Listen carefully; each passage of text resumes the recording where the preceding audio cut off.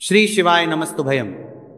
आज हम आपको एक बेहद अनमोल जानकारी देने जा रहे हैं। पंचांग के अनुसार कार्तिक मास के शुक्ल पक्ष की एकादशी को देव उठनी, देवोत्थान और प्रबोधिनी एकादशी कहते हैं। इस दिन भगवान विष्णु 4 महीने के शयन के बाद जागते हैं।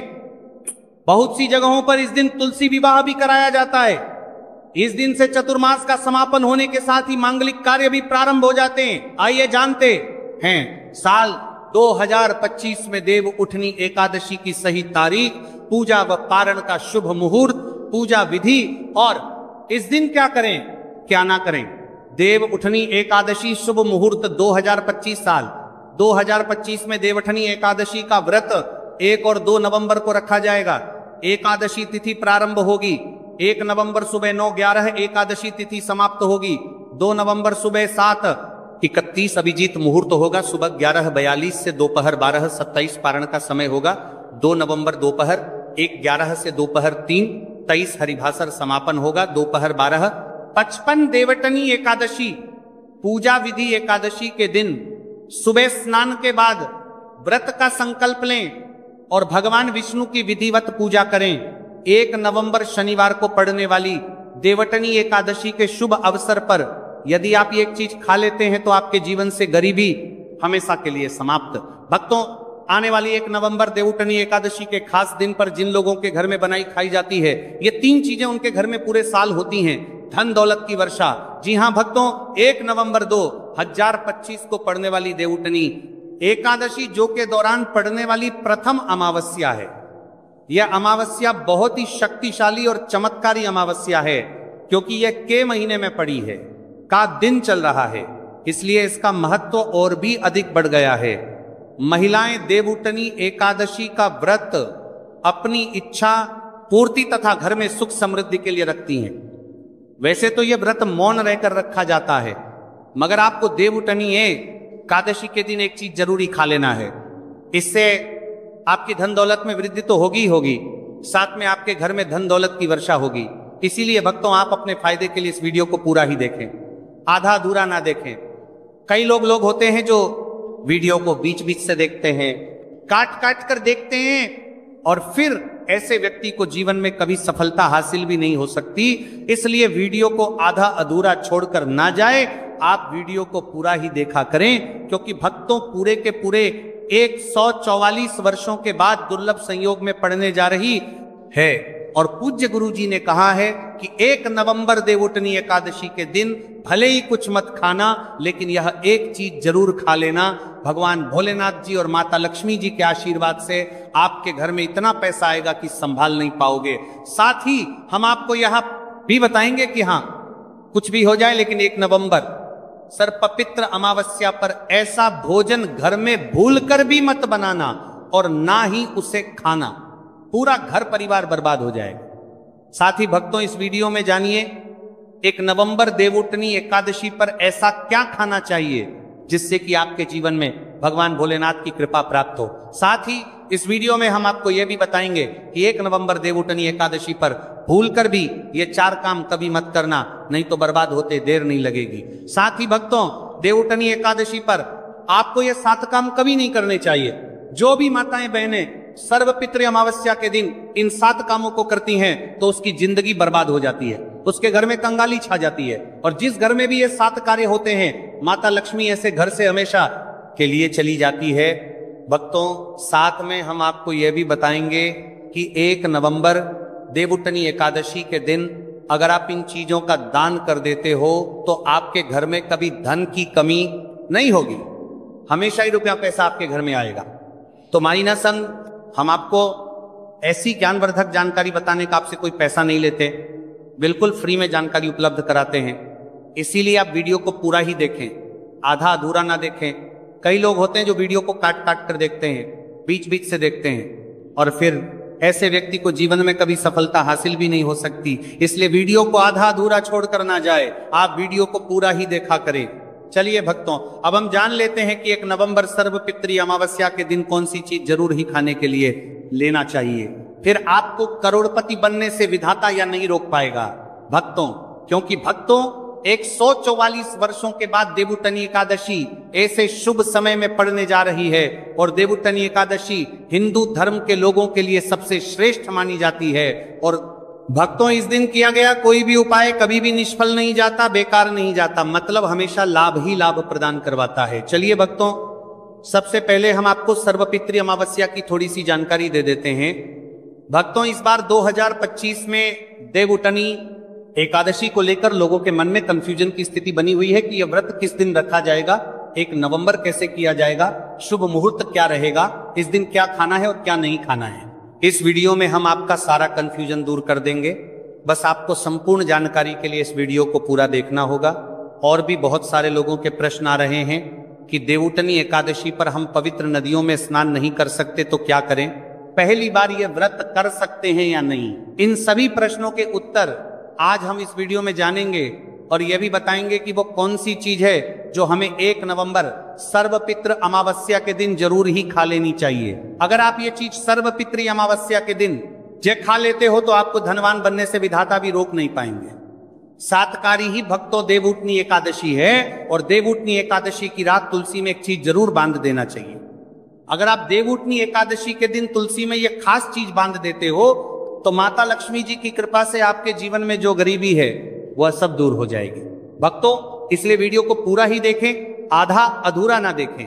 चलिए जान लेते हैं भक्तों, प्रत्येक वर्ष वैशाख मास के कृष्ण पक्ष की अमावस्या तिथि को देवउठनी एकादशी का पावन पर्व मनाया जाता है। वर्ष 2025 में यह पर्व 1 नवंबर शनिवार को मनाया जाएगा। इस दिन श्रद्धालु पवित्र नदियों में स्नान करते हैं और दान पुण्य आदि करते हैं। इस अवसर पर पितरों के तर्पण, पिंड दान और श्राद्ध जैसे कर्म भी किए जाते हैं। देवउठनी एकादशी के दिन संगम में स्नान और दान करने का विशेष में इस समय स्तर पर को बीज बारण को बीज बारण को बीज बारण को बीज बारण इस सर्व पितरों में दान करने का विशेष में फत होता है, जिससे भगवान विष्णु की कृपा प्राप्त होती है। इस साल अमावस्या के दौरान इस दिन का महत्व और भी बढ़ गया है, क्योंकि ऐसा शुभ दिन देवउठनी एकादशी के दिन पड़ रहा है। धार्मिक परंपरा के अनुसार इस दिन पितरों के लिए दीपक जलाने का विधान है। पितरों के लिए दीपक जलाना धार्मिक रूप से अत्यंत शुभ माना गया है।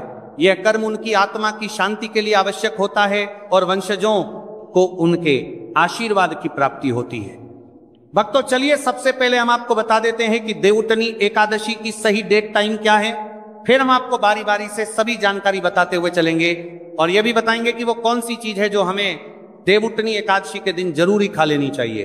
और भक्तों, साथ में हम आपको बताएंगे कि देवउठनी एकादशी दिन एक चीज भूल कर भी नहीं खानी चाहिए। अगर आप ये हर चीज देवउठनी एकादशी के दिन भूल कर भी खा लेते हो तो आपके घर में मृत्यु भी हो सकती है।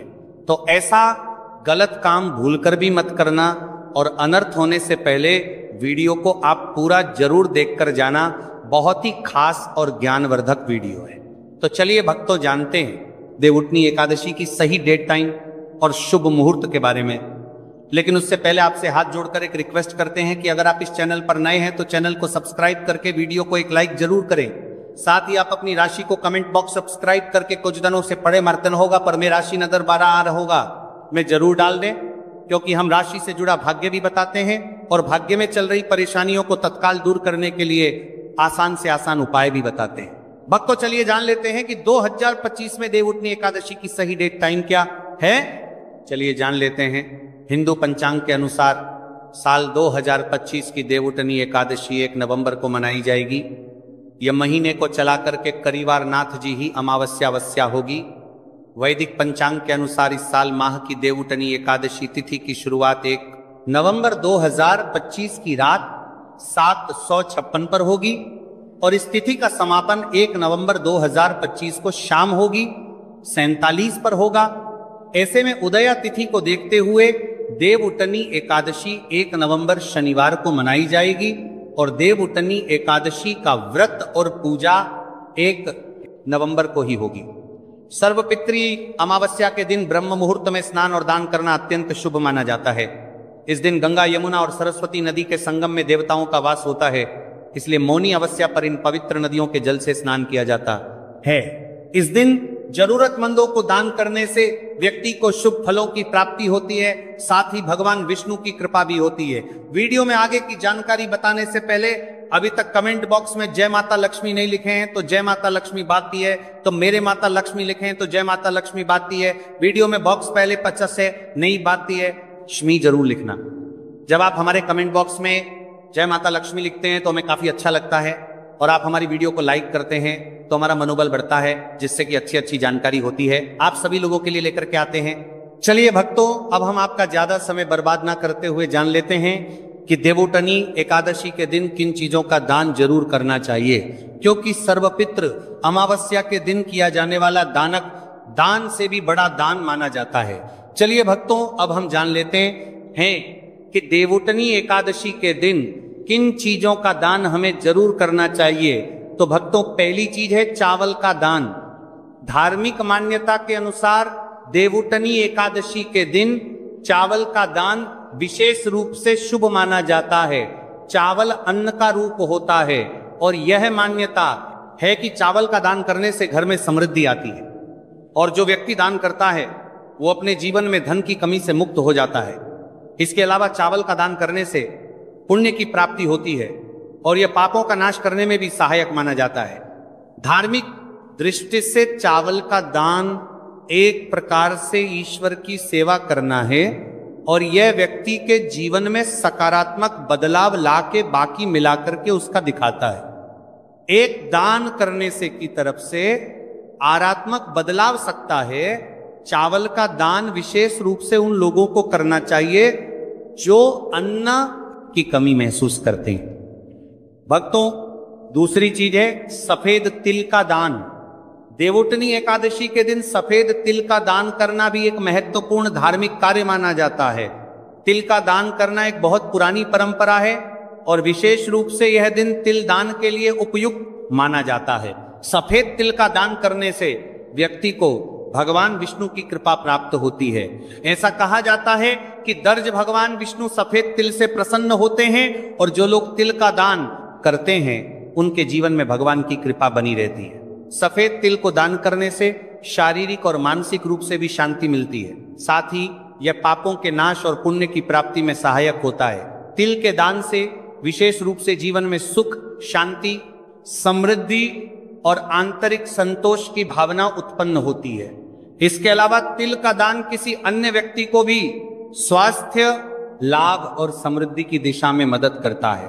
भक्तों, तीसरी चीज है आंवला का दान। आंवला एक ऐसा फल है जिसे आयुर्वेद में विशेष महत्व दिया जाता है। इसे जीवन का अमृत माना जाता है, क्योंकि आंवला स्वास्थ्य के लिए बेहद लाभकारी होता है। शनिश्चर अमावस्या के दिन आंवला दान करना विशेष रूप से शुभ माना जाता है। इसके बारे में धार्मिक मान्यता है कि अगर किसी को पैसों की तंगी हो या आर्थिक समस्याएं चल रही हो तो आंवला दान करने से इन समस्याओं से मुक्ति मिल सकती है। आंवला दान करने से व्यक्ति के जीवन में भगवान विष्णु की कृपा बरसती है और आर्थिक संकट दूर हो जाते हैं। इसके अलावा आर्थिक मला स्वास्थ्य के लिए भी बहुत लाभकारी होता है, और इसका सेवन शरीर को ताजगी और ऊर्जा प्रदान करता है। इस दिन आंवला दान करने से पुण्य की प्राप्ति होती है और व्यक्ति को सुखी और समृद्ध जीवन जीने की दिशा में मदद मिलती है। भक्तों, चौथी चीज है सरसों के तेल का दान। सर्वपित्र अमावस्या के दिन सरसों के तेल का दान भी एक महत्वपूर्ण कार्य माना जाता है। इसे विशेष रूप से पितरों की कृपा प्राप्त करने और क्षण दोष से मुक्ति पाने के लिए किया जाता है। धार्मिक मान्यता के अनुसार सरसों के तेल का दान करने से पितरों की आत्मा को शांति मिलती है और परिवार में सुख समृद्धि का वास होता है। इसके अलावा क्षण दोष के प्रभाव से भी राहत मिलती है।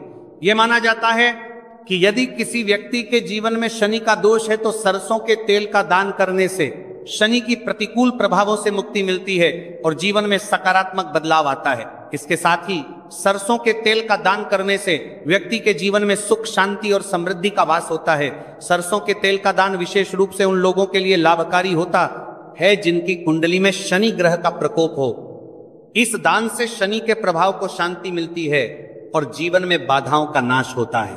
भक्तों, हमने वीडियो के डिस्क्रिप्शन में अपने एक टेलीग्राम चैनल का लिंक पिन किया है, जिसे आप ज्वाइन कर लीजिए, जहां पर हम आपकी कुंडली राशि और त्योहारों के मनाने की विधि और उपायों के बारे में बताते हैं और साथ में वास्तु से जुड़ी सारी जानकारी देते हैं। इसलिए देर ना करते हुए दी गई लिंक पर क्लिक करके तरस से निषेध है। धार्मिक दृष्टि से मांसाहार का सेवन न केवल शारीरिक दृष्टि से आपत्तिजनक माना जाता है, बल्कि यह आपके आध्यात्मिक उन्नति में भी रुकावट डालता है। मांसाहार से शरीर में तामसिक गुण बढ़ते हैं जो मानसिक शांति और संतुलन को प्रभावित करते हैं। हमारा करते हैं वह सर का सल। अरे शास्त्रों में यह कहा गया है कि मांसाहार से शरीर और मन में राजस और तामसिक गुण बढ़ते हैं जो भक्ति के मार्ग में बाधा उत्पन्न करते हैं। इसलिए इस दिन मांसाहार, अंडे, मछली, मुर्गा या किसी भी प्रकार के मांस का सेवन नहीं करना चाहिए। आपको इस दिन शुद्ध और सात्विक भोजन करना चाहिए, जैसे ताजे फल, दाल, चपाती, खिचड़ी आदि जो आपके शरीर और मन दोनों को शुद्ध रखते हैं। यह व्रत के उद्देश्य के साथ पूरी तरह से मेल खाता है और भगवान विष्णु की कृपा प्राप्त करने में मदद करता है। भक्तों, अब हम बात करते हैं दूसरी चीज की जो इस दिन वर्जित है। खट्टे पदार्थ, खट्टे भोजन जैसे आम, इमली, दही और खट्टे फल आदि का सेवन इस दिन नहीं करना चाहिए। धार्मिक दृष्टि से खट्टा भोजन तामसिक गुणों को बढ़ाता है जो आंशिक स्थिति पर नकारात्मक प्रभाव डालता है। खट्टे पदार्थों से शरीर में नकारात्मक ऊर्जा का संचय होता है जो आपके व्रत के उद्देश्य के खिलाफ होता है। जब आप खट्टे पदार्थों का सेवन करते हैं तो यह आपके मन को चंचल और अशांत बना सकता है, जिससे पूजा और भक्ति में विघ्न उत्पन्न हो सकता है। इसके अलावा खट्टा भोजन शरीर के ऊर्जा स्तर को भी असंतुलित कर सकता है, इसलिए इस दिन खट्टे भोजन कर सकता है। इसलिए आपके मन को चंचल ऊर्जा स्तर को भी असंतुलित कर सकता है, इसलिए पदार्थों से बचना चाहिए। यदि आपको कुछ ताजगी और स्वाद चाहिए तो आप हल्के मीठे फल जैसे केला, सेब या नारियल का सेवन कर सकते हैं। ये फल न केवल स्वादिष्ट होते हैं बल्कि आपके शरीर और मन को भी शांति प्रदान करते हैं। भक्तों, तीसरी और महत्वपूर्ण चीज जिसको इस दिन से दूर रखना चाहिए वह नशे से संबंधित पदार्थ। देवउठनी एकादशी के दिन शराब, तंबाकू, गुटखा, मादक द्रव्यों आदि का सेवन करने से बचना चाहिए। ये नशे के पदार्थ मानसिक और शारीरिक स्वास्थ्य के लिए हानिकारक होते हैं और व्रत के पवित्र उद्देश्य को भी बिगाड़ सकते हैं। धार्मिक दृष्टि से नशे के पदार्थों से शरीर और मन में अशुद्धि करते रहेगा और बढ़ता परिवार आदि का सेवन करना चाहिए। आदि का सेवन करने से बचना चाहिए और बढ़ता परिवार आदि का सेवन करने से बचना आती है जो आपके व्रत और भक्ति की शक्ति को नष्ट कर सकती है। हमारे शास्त्रों में यह स्पष्ट रूप से कहा गया है कि नशे का सेवन करने से भक्ति की शुद्धता और निष्कलंकता प्रभावित होती है। नशे के कारण मानसिक स्थिति विकृत हो सकती है, जिससे आपकी पूजा और व्रत का प्रभाव कम हो जाता है। इसलिए इस दिन किसी भी प्रकार के नशे से बचना चाहिए ताकि आपकी भक्ति शुद्ध और निष्कलंक रहे।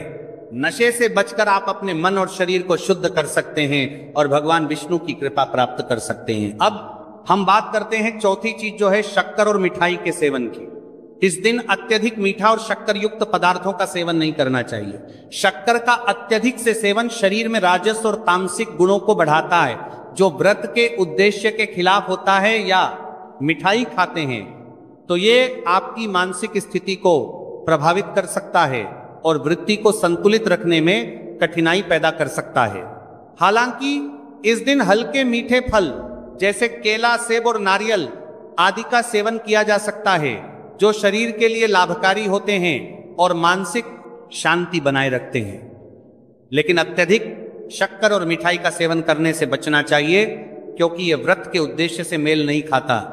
मीठे पदार्थों के बजाय ताजे फल और हल्का सात्विक भोजन खाकर आप अपनी भक्ति को शुद्ध और स्थिर रख सकते हैं। भक्तों, पांचवा और अंतिम आठवां के बजाय के बाद पर बीच आठ के पांचवां के पात्र पर देश से पांचवां के पात्र पर बत्ती है। बत्ती के महत्वपूर्ण चीज है प्याज और लहसुन का सेवन। देवउठनी एकादशी के दिन प्याज और लहसुन का सेवन नहीं करना चाहिए। शास्त्रों में इन्हें तामसिक गुणों से भरपूर माना गया है जो आपके मानसिक संतुलन को प्रभावित कर सकते हैं। प्याज और लहसुन का सेवन करने से व्यक्ति के आहार में असंतुलन आता है और भक्ति में विघ्न उत्पन्न हो सकता है। प्याज और लहसुन के सेवन से मन अशांत हो सकता है और व्यक्ति की मानसिक स्थिति विकृत हो सकती है। इसीलिए इस दिन इन दोनों का सेवन न करना ही उचित होता है।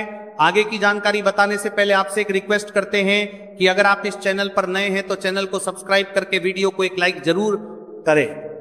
साथ ही आप अपनी राशि को कमेंट बॉक्स में जरूर डाल दें, क्योंकि हम राशि से जुड़ा भाग्य भी बताते हैं और भाग्य में चल रही परेशानियों को तत्काल दूर करने के लिए आसान से आसान उपाय भी बताते हैं। इसलिए आप अपनी राशि कमेंट बॉक्स में जरूर डाल दें। चलिए भक्तों अब हम जान लेते हैं कि 1 नवंबर देवउठनी एकादशी के दिन भगवान विष्णु को प्रसन्न करने के लिए तुलसी के पौधे में कौन सी चीज जरूर बांध देना चाहिए। व्यक्ति का भाग्य चमक जाता है। सर्वपितृ अमावस्या के दिन तुलसी के पौधे की पूजा का विशेष महत्व है। इस दिन पूजा करते समय सबसे पहले व्यक्ति को सुबह स्नान आदि से निवृत्त होकर शुद्ध अवस्था में तुलसी के पौधे के पास जाना चाहिए। इसके बाद तुलसी के पौधे को गंगा जल से स्नान कराना चाहिए। गंगा जल का छिड़काव करने से तुलसी के पौधे की पवित्रता और भी बढ़ जाती है और वातावरण में एक शुद्धता का संचार होता है। इसके बाद तुलसी के पौधे पर हल्दी, रोली और चंदन लगाना चाहिए। भक्तों, सर्वपितृ अमावस्या के दिन तुलसी के पौधे पर कलावा या मौली धागा बांधने की परंपरा है। कलावा बांधने से भगवान विष्णु और माता लक्ष्मी की कृपा पर प्राप्त होती है। यह परंपरा विशेष रूप से घर के सभी सदस्यों के लिए खुशहाली, अच्छे स्वास्थ्य और समृद्धि की प्राप्ति का संकेत मानी जाती है। कलावा बांधने से परिवार में सुख, शांति और समृद्धि का वास होता है और यह पूरे परिवार के लिए एक सुरक्षा कवच के रूप में कार्य करता है। कलावा को बांधते समय व्यक्ति को विशेष ध्यान रखना चाहिए कि वह इसे श्रद्धा और विश्वास के साथ बांधे। इससे घर में नकारात्मक ऊर्जा का प्रवेश नहीं होता और सकारात्मक ऊर्जा का संचार होता है। साथ ही यह व्यक्ति के जीवन में एक नई ऊर्जा का संचार करता है जो उसके कार्यों में सफलता और समृद्धि लाती है। भक्तों, सर्वपितृ अमावस्या के दिन तुलसी के पास मीठे भोग जैसे गुड़, तिल और फलों का प्रसाद अर्पित करना चाहिए। यह भगवान विष्णु के प्रति श्रद्धा का प्रतीक माना जाता है। गुड़ और तिल का विशेष महत्व है क्योंकि यह भगवान विष्णु के प्रिय पदार्थ है।